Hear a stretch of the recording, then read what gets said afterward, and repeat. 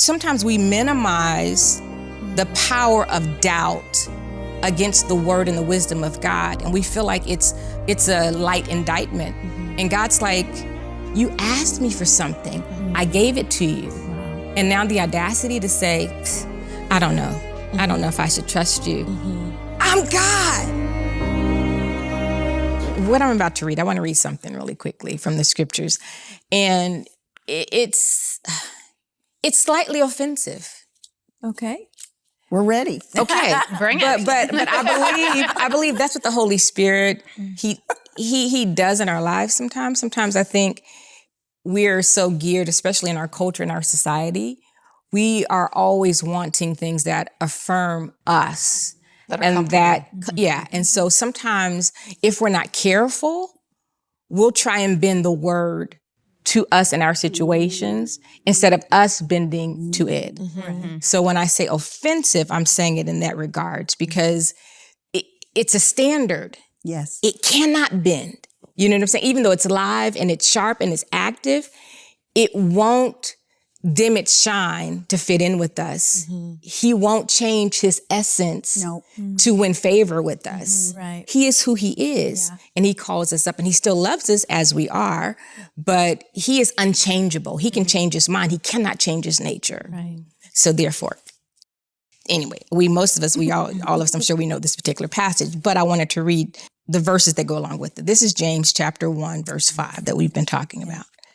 It says, if any man lacks wisdom, you should ask God, who gives generously to all without finding fault, and it will be given to you. Verse 6, but when you ask, you must believe and not doubt. Say that again. But when you ask, you must believe and not doubt, because the one who doubts is like a wave of the sea blown and tossed by the wind. Verse 7, that person should not expect to receive anything from the Lord. Such a person, now he even goes to dog him out. Such a person is double-minded and unstable in all they do. That's offensive to us these days because we really want to believe that if he says something, I have a right, I have the space to doubt it. And so he's okay with it. That's not what I just read. He said, if we're going to ask for wisdom, we have to believe by faith without knowing the tangible of the wisdom that we have received it from God and we can't doubt. And when I was reading this again, I was like, it reminded me of the serpent in the garden. You know, when he came to Eve and said, did God really say? It's an indictment on who God is. He said, no, God knows that when you do this, this is going to happen. Like basically God's lying. Yeah. And so James is saying, when you ask, you must not doubt. You can't be tossed back and forth. You can't come and say, well, you know, God, do you know what you're talking about? This doesn't look right. He's like, do you want wisdom or do you not? It's not you can have a both and I think we have a culture of really that both and. I can say I'm walking in faith and still do my own thing, or I can contest his word. Like, you know, we can ask questions, like our children can ask questions of us, but there's a difference between asking a question for, like Mary asked in the Bible of Gabriel, how is this going to be? I'm going to be pregnant by, you know, the Spirit of God. How? And then with the same angel, Zechariah asked the question and he was struck dumb. You know what I'm saying? But his question was more of, I doubt what you say. How do I know that you are telling me the truth? How do I know that this is real? Opposed to, I believe what you said is real. Can you give me some, like, how is this going to happen? I'm not sure of the details because I don't understand. I need, you know what I'm saying? So the same angel rebuked Zechariah, struck him mute, and answered Mary's question. Gabriel was offended because he said, I stand in the presence of God. Yeah. Like, I came to deliver a word to you and you're going to doubt basically what I'm giving you. So I think sometimes we minimize the power of doubt against the word and the wisdom of God. And we feel like it's a light indictment. And God's like, you asked me for something. I gave it to you. Wow. And now the audacity to say, I don't know. I don't know if I should trust you. I'm God. Wow. You know what I'm saying? Yeah. So I think if we put it in that perspective, then when we do ask, then we have to trust that, okay, God, by faith, I'm doing the next right thing, the next best thing that comes, because I'm believing by faith, you've given me wisdom. And I used to do that with my kids. I became a single mom at the age when my youngest son was 11 years old. And we would have these conflicts. And I would go to God and say, God, I need wisdom. And I tell my son, I can't even answer you right now. I have to ask God for wisdom because I don't know what to tell you. Because if I tell you out of my flesh, you're not even going to like me. Right. You know what I'm saying? But I would ask God for wisdom, and then I would do the next thing that came to mind. And sometimes it was, give me your phone. Sometimes it was, you need to write a letter. Sometimes go in your room and read the word and come out and tell me what he said. Whatever it was, I just did it, believing by faith that was the right answer. And 10 times out of 10, it was the right answer. The result was what it needed to have been because I asked for wisdom and I believed by faith I had received it and I acted accordingly. And when I didn't do those things, then my reward was folly. And it was proof that I should have done the wisdom test.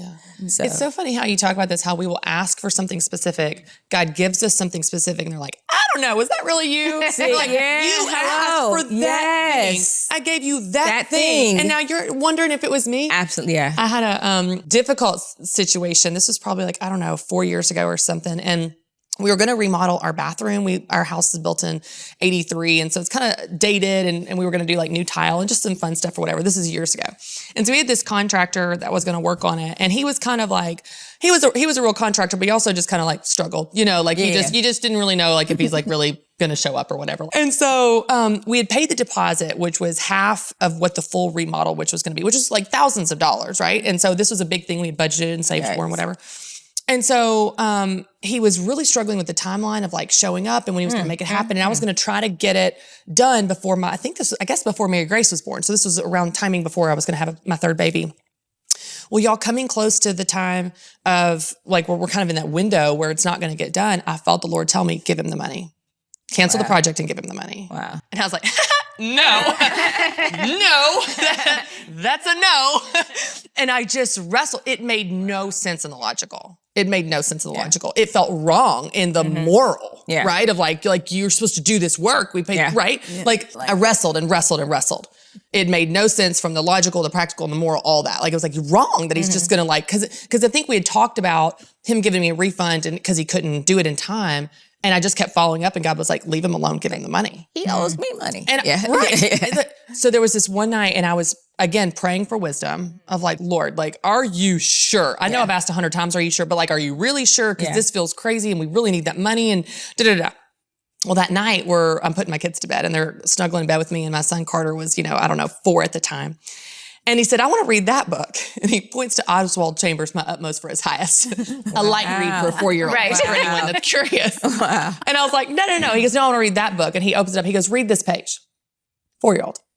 So I read that page. And the words were something to the effect of, woe unto you if you know what you're supposed to do and don't do it. Maybe God is trying to tell you. And I'm like, through the mouth of babes. Yeah. Wow. The Lord was like, wow. Christy, I kind of felt like it was, this is your last chance. I've told you what to do. Yeah. I want you to obey. Now, wouldn't you know, and I don't want to go down this path of getting into all this, but it doesn't always happen like this. But a month later, we get a check from a project of one of my husband's buildings. And don't you know, it was double exactly. It was overage. The overage, we had a number we expected. The overage was double the amount that we had given the contractor. And I still don't know what happened, if he needed it. Does it matter? Wow. Yeah. Your obedience. But it goes back to what you said, where we ask, Lord, give me wisdom. He gives it to us. And we still are like, I'm not sure. Yeah. But it's I love those words from my 4-year-old. Yeah. Woe unto you if you know what you're supposed to do and don't do it. Yeah.